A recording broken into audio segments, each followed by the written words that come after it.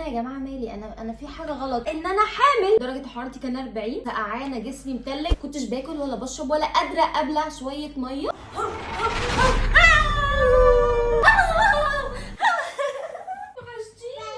ممكن تبوس عشان انت وحشتيني بقى ايه؟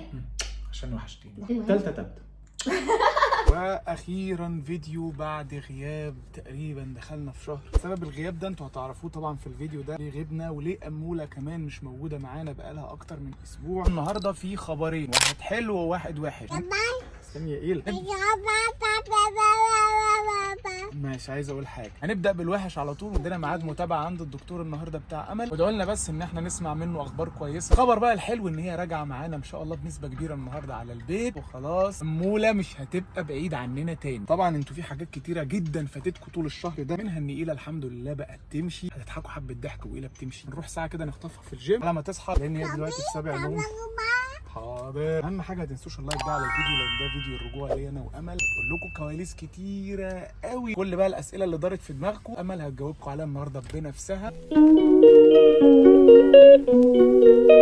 دلوقتي يا جماعه احنا خلصنا ورايحين في الطريق علشان ماما خلاص جايه لنا بعد غياب فتره طويله. الحماس اللي شايفه في ايلا ده يا جماعه ما شفتوش فيها بقالنا كتير قوي. I'm very excited Mariam is coming home today.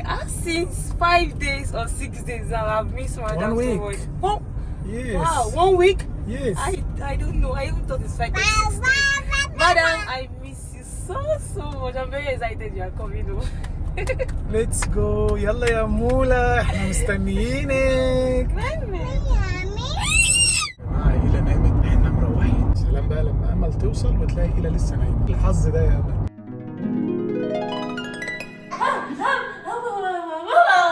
لولي صحيت وراحت لماما.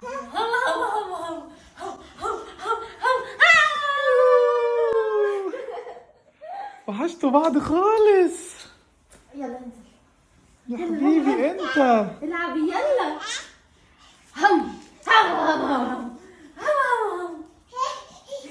ده صحيت مخصوص عشانك.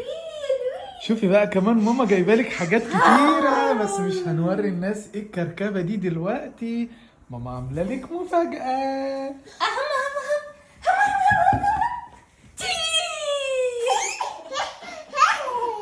حبيبي اسم الله يا حبيبي على اللي بيمشي وجميل. اسم الله اسم الله، بسم الله ما شاء الله. يا بنتي انا ما لحقتش اشبع منك بالليل يا لولو. توتو كلمك. يلا نلعب. طيب كتير بقى، كتير قوي نقعد نلعب طول اليوم. وحشتيني يا جماعه. بجد عايزه اقول لكم ان هي وحشتني اكتر من حليم والله. مش عارفه ازاي بس هي وحشتني جدا. تحملت على نفسي كتير قوي عشان اقدر ان انا امشي وان انا ارجع. طبعا ما ينفعش ان انا ارجع في الوقت ده خالص، بس خلاص قلت ان انا هرجع بقى واللي يحصل يحصل، لان لولي وحشتني قوي. باي باي. ورجعت كمان لقيتها شقيه اكتر وبتمشي حلو ما شاء الله. طبعا دي اول مره تشوفها وهي بتمشي، فنقول بقى كلنا ما شاء الله عشان لولي. متعصبه ليه؟ تقولي يلا عشان تصوري باقي الفيديو. يلا يا لولي بقى تسيبيني شويه كده مع الناس احكي لهم كل اللي حصل معايا. انت عايزه تنزلي اصلا. يلا. طب يا جماعه انا قررت ان انا احكي لكم كل حاجه. تتكلمي انت ولا اتكلم انا؟ لا تتكلم انت. ايه ده الناس اقسم بالله واكلاني كده عماله يا امل انت فيكي ايه؟ يا امل مختفيه فين؟ يا امل سبت البيت ليه؟ ففي حاجات كتيره قوي هرد عليها معاكم. كل اسئلتكم اللي انتوا بتسالوها بقالكم اسبوع هنرد عليها النهارده. ناس كتيره بقى فسرت غيابي ده ان انا حامل، وفضلتوا تقولوا لي امل حامل. موضوع غريب. صباح الفل. هو انا لو حامل يعني هخبي عليكم؟ طب ما اول لما بعرف ان في نصيب بقول لكم على طول يا جماعه انا حامل، وبفرحكم بعمل مفاجآت كتيره قوي. توقع ليه الفال ده دلوقتي؟ ما كفايه علينا لولي. لسه لولا حمل ايه تاني دلوقتي؟ خلونا نربي البت ونكبرها الاول وبعد كده انا. ولا انت رايك ايه انت؟ ولا مش عارفه. بصوا هو مش هنختلف عن ان هي كانت اسوأ فتره عدينا بيها من فتره طويله جدا. ما عداش علينا اي ظرف يخلي امل مثلا تختفي عنكم او تبعد عن البيت كمان لمده اسبوع. لقيتني عطلت او باخد نفسي كده، كمل عني عشان انا اصلا تعبانه يا جماعه، مقدر وزوروني واكيد جدا. الناس مقدرة. انا مش قادره اتكلم. نخش في الموضوع على طول. نخش في الموضوع. اول حاجه خالص هبدا بيها، يعني انا بادئ لكم كده من قبل ما يجي لي المرض ده من بدري. كنت رايحه ان انا اعمل اعلان لمكان، وانا جوه المكان ده ضربات قلبي كانت سريعه جدا، ضغطي كان واطي قوي ده من غير اي سبب. وانا بشتغل يعني، انا قلت لهم في اي صيدليه قيس الضغط اخد اي حاجه، جالي هبوط مفاجئ ما كنتش قادره خالص. فاضطريت ان انا اخد العربيه واروح، ما كملتش شغلي، خدت العربيه وعلى طول روحت. وانا في الطريق عملت حادثه في عربيه نقل، كسرت عليا وراحت جريت سابتني. اول لما هو كسر عليا كده اكل المرايه، فالمرايتين الاثنين اتقفلوا على العربيه، وانا نازله من كوبري، انا مش عارفه اعمل ايه، انا مش شايفه اي حاجه. اليوم ده بقى كل حاجه اتحولت، كل حاجه اتشقلبت. امل ليلتها في السرير طول الليل انا كنت حراره بترعش. بتعلى، ترمومتر نقيس حراره من 37 ل 38، شويه 39 بالظبط. شويه 40. طب لا في ايه الاغرب من كل ده؟ ان هي عندها سخونيه وجسمها بيرتعش، سقعانه متلجه، واتغطى كل الغطا اللي انتم ممكن تتخيلوه، سقعانه جسمي متلج، وانا فرن يا جماعه. فبدات اقول لها لا بصي، هو كده في حاجه غلط، الموضوع مش موضوع اكلكم صريحه يعني. طبعا انا اول حاجه قلت ده شويه برد وخلاص، فضلت اخد بقى في ادويه قد كده، واروح اخد حقنه، ده طبعا غلط. والصيدلي يقول لي خدي مش عارفه ايه، واروح فين، كل ده كان غلط غلط غلط. اما لقينا بقى الموضوع عدى يومين وكده، فقلت لا في حاجه غلط. احنا حجزنا عند الدكتور ونزلنا. الدكتور طبعا بص على الوش، بدأ يشوف ان في هيربس طلع في الموضوع وشي. بقى الحراره جات لي الزياده حمى، بتقلب. يعني انا جات لي حمى لان درجه حرارتي كان 40، فعلى طول ادت لي هيربس. الهيربس اول ما طلعت لي واحده فضلت العب فيها، قلبت في وشي كله.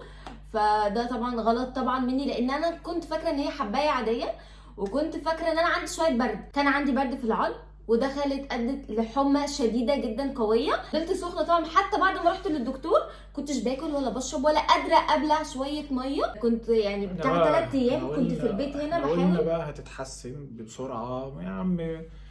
الدكتور قال لا، الدواء اللي انتوا خدتوه ده اصلا غلط، وده ممكن يعمل معاها مضاعفات، ان هي تتعب زياده. فطبعا كنا قلقانين وعاملين حساب ده، وده اللي حصل. امل فضلت بتاع 3 ايام ما بتتحسنش، ما بتاكلش. فطبعا قلنا لا لازم تروح عند مامتها بقى، علشان ايه هي الوحيده اللي تعرف تطبخ، انا مش عارف اطبخ. رحت للدكتور، كنت يومها عماله بقى ارجع كتير جدا، وانا في المستشفى نفسها، اللي هو انا يا جماعه مالي، انا في حاجه غلط. الدكتور بيقول لنا عادي طبيعي، ما تقلقوش، بيحصل في دور ماشي في الناس كلها دلوقتي، والناس اغلبها بتيجي تعبانه نفس التعب. طب في ايه يا دكتور؟ ما فيش حاجه. هو عمال يقول لنا طبعا ما فيش حاجه، على اساس ان هو بيحسن من نفسيتها هي، لكن احنا من جوانا عارفين ان ده ولو عادي هتمشي على رجليها. امل ما كانتش قادره تمشي فعلا. امل بقى راحت يعني من باب برضو، قالت لك انا هنعزل شويه عن ايلا، ممكن ايلا تتعب مني، ممكن بسببها. حتى اقول لها طب انت عندك اوضتك فوق براحتك. اهتمام شديد، محتاجه اهتمام بقى، حد يتابع الدواء كل 5 ساعات. كان عندها حبايه بتتاخد كل 5 ساعات. فطبعا لو هي مهمله نفسها مش هتخف. وطبعا الاكل والشرب والحاجات دي لازم حد يطبخ لها اكل صحي والحاجات دي كلها. اي حد يجيله سخونيه، يجيله اي دور، اوعى تروح للصيدليه على طول.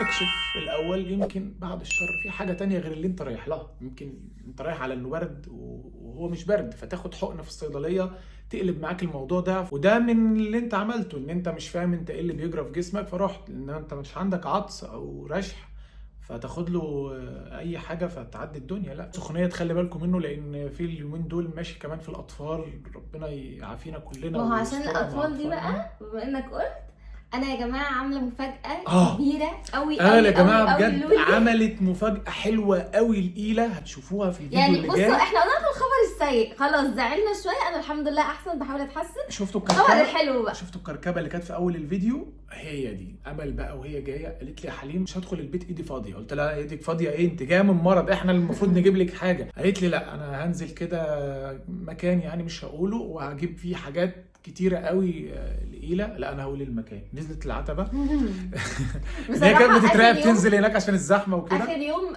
هقول لكم على حاجه. اخر يوم انا المفروض ان انا اليوم ده هبات وهروح تاني يوم، ممكن بص عشان انت وحشتيني والله. فكنت احسن، قلت بقى ايه عشان وحشتيني. احنا كده مش هنتكلم بقى. ما اقول لك ايه، المهم تالتة تبدا. طيب بصوا يا جماعه، قبل اليوم المفروض ان انا هبات وهروح تاني يوم، فانا كنت احسن الحمد لله، وصحتي احسن شويه ان انا اقدر انزل. قلت لماما بقى ان انا مش عايزه اروح البيت وانا ايدي فاضيه، وكمان في مرض منتشر بين الاطفال بيخش على التنفس على طول، بيأذيهم اذى مش طبيعي. احنا مش عايزين نخرج ايلا بقى بمعنى أنا اصح، مش عايزة مش أخرجها. عايزين نوديها عند حد تاني، مش عايزين نخرجها في كيدز اريا تاني. رحت يا جماعه جابت العتبه، حاجات والله ما كنتش متخيله ان انا ممكن انزلها. بصوا بس شوفوا الفيديو بصراحة اللي جاي، لان الفيديو اللي جاي هيعجبكم قوي بجد. برافو عليكي، تسلم ايدك. ممكن احكي لهم كواليس؟ لا هتحرق الفيديو. لا احكي لهم الكواليس اللي حصلت معايا في العتبه. طبعا انتوا سمعتوا حاجات كتير قوي نكدنا عليكم، معلش بالظبط. احنا اسفين، بس انا عايز اشوف ترحيب كبير بقى لامل، عشان هي يعني ده الفيديو اللي هي المفروض بترجع بيه، وهي زعلانه ان هي بقى لها بتاع اسبوع ما بتشتغلش وقاعده كده من غير شغل. فعايزين نشجعها ونقول لها ان امول ملك المقالب راجع، وان انا هستحمل كل المقالب اللي هتعمليها اخف بس الاول وهتشوف. لان انا متقبل اي حاجه منك لحد ما تبقي تمام وكله تمام، وتقولي انا سليمه، ما بقتش تعبانه، قادره امشي، قادره اتحرك، قادره اجري، اعمل كل حاجه. وقتها انا هرد المقالب بتاعتي واحد واحد ومش هرحمك. عايزه اقول حاجه بقى كنا ناسينها بصراحه يا جماعه. ساره وقفت جنبي قوي قوي، يعني اسبوع كامل والله العظيم ما كنت خايفه على البيت ولا خايفه على لولي ولا اي حاجه، لان هي كانت فعلا سنداني. عايز اقول لكم يا جماعه كل حاجه انا كنت مواظب على الجيم الايام دي علشان نفسيتي. فكنت ممكن بنزل مثلا الجيم من الصبح بدري وارجع مثلا على العصر، عشان بقضي كذا مشوار واعمل كذا شغل، لان طبعا كان لازم اسد عجز شويه ناحيه امل. ما شاء الله هي بتشغل لنا الكاميرا، تطمنا على ايلا كل شويه، بيقولوا لي بتلعب، بيقولوا لي بتعمل، فكانت مستحملانا كتير. وعلشان كده سلسله الناني راجعه، هترجع. عامل لها مفاجآت كتيره قوي افرحها بسبب الاسبوع اللي هي فعلا استحملتني بصراحه، وهي تستاهل كل ده. ادعوا بس الاموله ان هي تبقى 100% سليمه. هي الحمد لله بقت احسن كتير زي ما انتم شايفين، طالما طلعت يبقى هي كويسه. كانت رافضه ان هي تطلع وهي تعبانه تماما، بس عشان انتوا غاليين على قلبي طلعت عشان اطمنكم واعرفكم ان انا الحمد لله بقيت احسن. ان شاء الله كل خير ان شاء الله. استنوا الفيديو اللي جاي في اكبر مفاجاه لولي. كفايه كده بقى، احنا نكدنا عليكم وجعنا دماغكم انا عارف. خلي بالكم من نفسكم، وما تنسوش تعملوا لايك للفيديو ده لو عجبكم، اشترك في القناه عشان نتم 3 مليون، وخلي بالكم من نفسكم. باي باي.